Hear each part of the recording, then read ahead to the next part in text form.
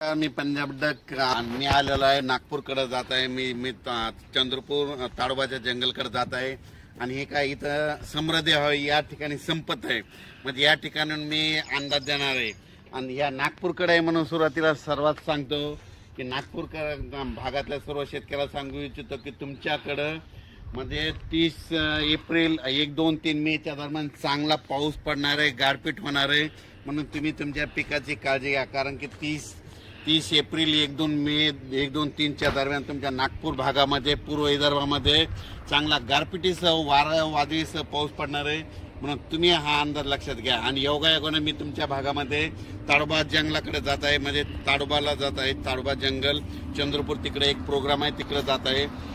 सांगायचं झालं तर 23, 24, 25 दरम्यान सातारा सांगली तसेच नंतर कोल्हापूर राधानगरी या भागामध्ये आणि 23, 24, 25 तारखेपर्यंत तिकडल्या भागामध्ये 2-3 जिल्ह्यामध्ये पाऊस पडणार आहे म्हणून हा अंदाज लक्षात येतात।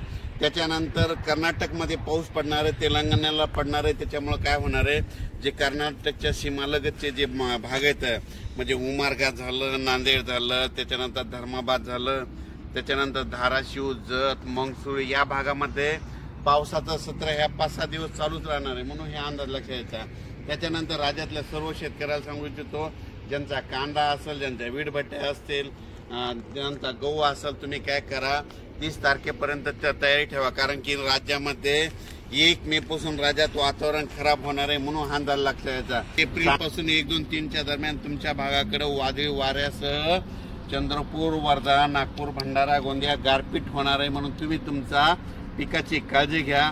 अचानक वातावरणात बदल झाला तर लगेच उद्या मेसेज दिला जाईल। धन्यवाद।